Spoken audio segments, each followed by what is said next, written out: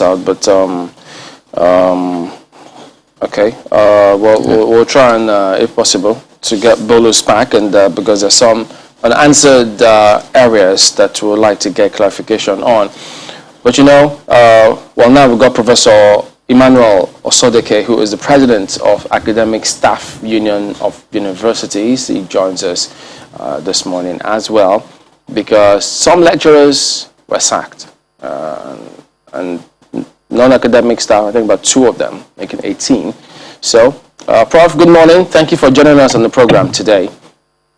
Well, about this development with Kaduna State, what is the latest information you have about it? Is something being done to ensure that these things are addressed? Well, are you hearing me? Yes, we can hear you. Go ahead. Good morning. Okay. Good morning. Well, it's so sad, and it's a terrible thing that at this time, when the average Nigerian parent can hardly feed, can hardly take care of their children, a governor elected by the people to take care of the interests of the state is increasing school fees by 300%. So it's a horrible thing, and I will stand by the students and we hold the parents and the Kaduna indigenes to rise up against this dictatorial attitude. I have been very prevalent with this governor. So there's a need to check his power. So you need to know that he's working for the people and not working for himself. If you want to change the status of the university, then you fund it properly. See, that is our view. So we stand with the students in their present ongoing trouble. Well, another one that I believe another group of people that I believe you're also standing with are the lecturers that are said to have been relieved of their jobs. Exactly what happened? Because one wonders, these things happen from time to time. Is it out of place for the government to do that? What exactly, happened for those who may not be aware? Well, up till now, none of our members there have been queried. None has been passed through any process, and none has gotten any letter of dismissal. Although we saw that in, we had a copy of that have been trending in the social media. But up till now, none of our members have gotten a letter. But we know it's an attempt by the governor to ensure that passing through the back door sacks the executive of our members. If you look at that list, 106 of those members are the executive of person in a castle. Yeah, but Prof, are you in touch with? It's an attempt. Okay. Whatever it is, we stand by our members.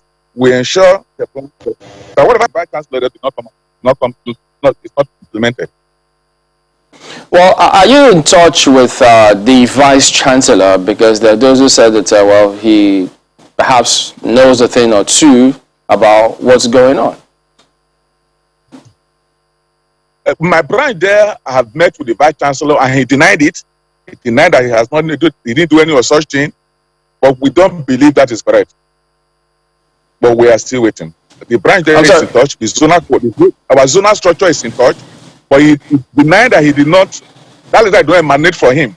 But we don't trust them, knowing the antecedents. So, what exactly don't you believe is not true? You see, in a university system, are you following me? Yes, we can hear you. Go ahead. The vice chancellor, the governor, do not have any say in the process of recruitment and dismissal of a staff. It is purely the purview of the governing council. It's the governing council that will recruit a staff and that can dismiss or punish a staff following the appropriate processes laid down in the law of that university. And in the law of Kaduna State University, there are processes you must pass through before you are dismissed or punished. First, you must be queried. Two, there must be a panel that will look through your process, allow you to defend yourself.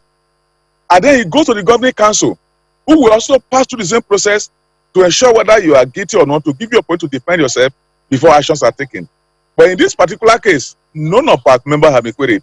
And very significantly, is that out of that list you have, 2 of them were not even in Kaduna when that action took place. Well, how they got those names who were not in Kaduna at that time is strange. Okay, so Let's talk about that list now. Where did it emanate from? Where is that list from? Because you say there's nothing official. The Vice Chancellor has also denied it. So that list that you're working on, how are you sure it is, original? How are you sure it is true? Thank you very much. The list, our member were able to have access to it in Kaduna. If it is not true, you will know that what the university today is to go out to the press and denounce it that it's not their list. As long as they have not denounced it, it is their own letter. Yeah, I know, if it has happened to you as an individual, somebody have wrote such thing about you, you should go and defend it and say, this is not true. That's what a government agency and like a university should do. But since they have not denied it, since they are just dancing around it, it shows that there is something up that we have as a union be vigilant and ensure that we can defend our members. It is their duty to go out and denounce what you have on the social media. Earlier on, you reeled out the process to doing such. You talked about how it has to go through the governing council and different processes. And you say, from what you know, it clearly hasn't gone through that. So, can you still say that list should be anything to consider? Well, if you look at the letter, if you look at it, it's a memo from the university vice chancellor to the governor through the commissioner of education. We have not seen a reply from that memo. If they want to do what some of the governors like the one in Kogi State have been doing, the letter will come from somewhere else. Finally, dealing with our members. So that's why we are on the guard. If the vice chancellor agreed to the governor, not to our members, knowing that all those he wrote there are lies, we believe there's a need for the union and NSC, because that action was carried out by NSC and we are affiliate of NSC. So while we're also doing this, we're also in talk with NSC to ensure that our members are not victimized unnecessarily for carrying out a legitimate protest against a governor who is doing sort of sack people at will, stop payment of salary, increase school fees criminally. I think there is a need for the union and NSC to be on guard. But anything will happen. The statement that the governor put out on May the 18th, or at least his aide put out regarding that whole the strike by NLC, and the third part says any academic staff of CASU that does not report for work will be dismissed. The authorities of CASU are to submit a copy of the attendance register for all categories of staff daily to the secretary, to the state government, and the commissioner of education. So, I mean, that statement was there. So I understand, why you, of course, are taking this seriously. But also, there was an MOU signed between Labour, the Kaduna state government, and you remember that meeting that happened, that the Ministry of Labour had to intervene. And I think part of the MOU says that the government should not, in some sense, let me just paraphrase, victimize or punish anybody who participates in that particular action. So the terms are there, clearly written. You have talked about the process as well. So in the event that, these are jettisoned, what is your group, your union, what are you planning to do?